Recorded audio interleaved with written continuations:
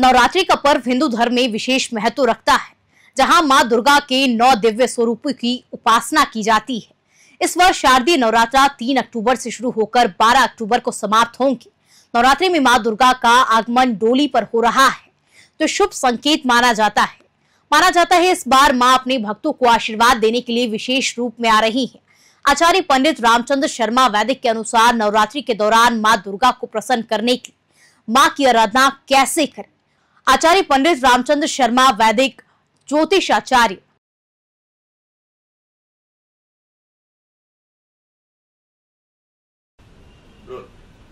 इस वर्ष नवरात्र का आरंभ गुरुवार से होगा।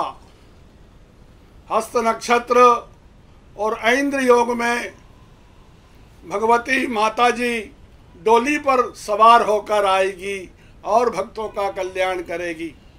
धर्मशास्त्रों की ऐसी मान्यता है कि जब माँ डोली पर बैठकर आती है तो नाना प्रकार की बीमारियां, ज्वर इत्यादि जो है मनुष्य को कष्ट देते हैं, महामारी की भी संभावनाएं बनी रहती है। इस वर्ष नवरात्रि पूरे 9 दिनों की है। प्रतिपदा तिथि गुरुवार को है 3 अक्टूबर को।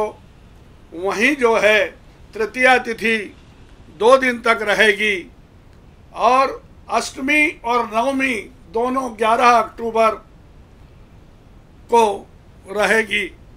प्रथमं शैलपुत्री च, द्वितीयं ब्रह्मचारिणी, तृतीयं चंद्रघंटेति कूष्मांडेति चतुर्थकम, पंचमं स्कंदमातेति, षष्ठं कात्यायनीति च, सप्तमं कालरात्रीति महागौरीति चाष्टमं, नवमं सिद्धिदात्री च, नवदुर्गा प्रकीर्तिताः।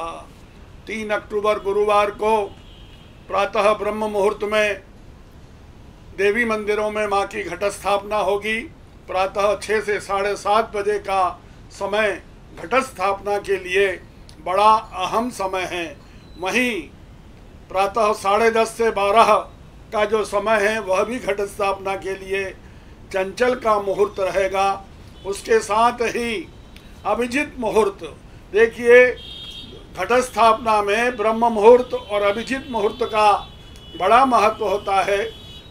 प्रातः 11:36 से दोपहर 12:24 का जो ये समय है, यानी एक मुहूर्त 48 मिनट का जो समय है, बड़ा अहम समय है।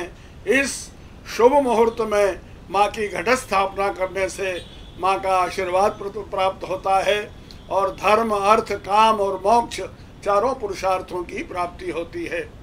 माँ भगवती को लाल गुलाब और कमल का फूल अत्यंत प्रिय है। घट स्थापना एक चौकी के ऊपर लाल रेशमी वस्त्र बिछाकर माँ का जो है चित्र आप रख सकते हैं।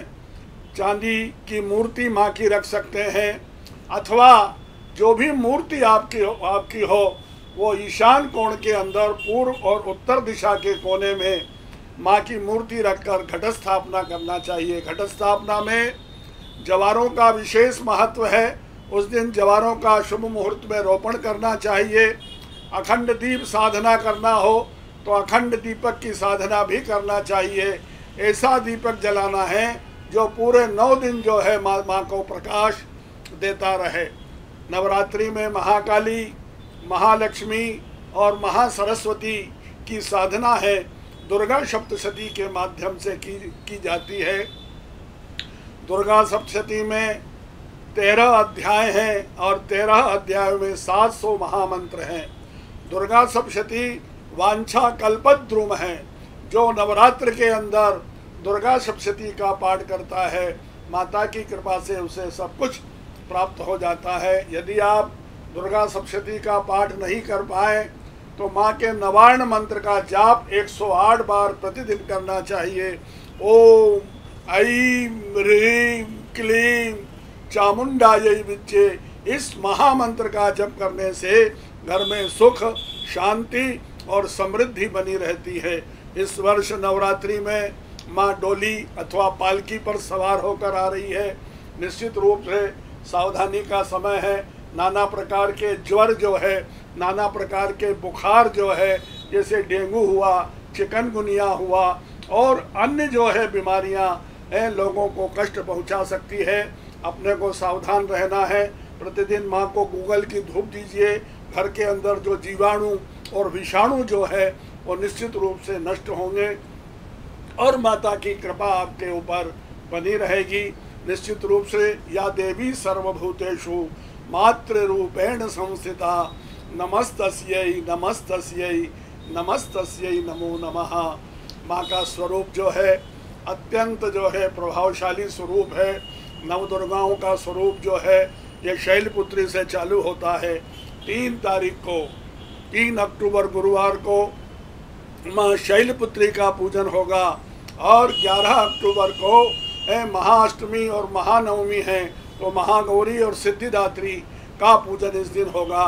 और 12 तारीख को देखिए 12 तारीख जो है उस दिन प्रातः 10 बजकर कुछ मिनट तक जो है नवमी तिथि रहेगी। तो माता का विसर्जन जो है माता का पारणा जो है वो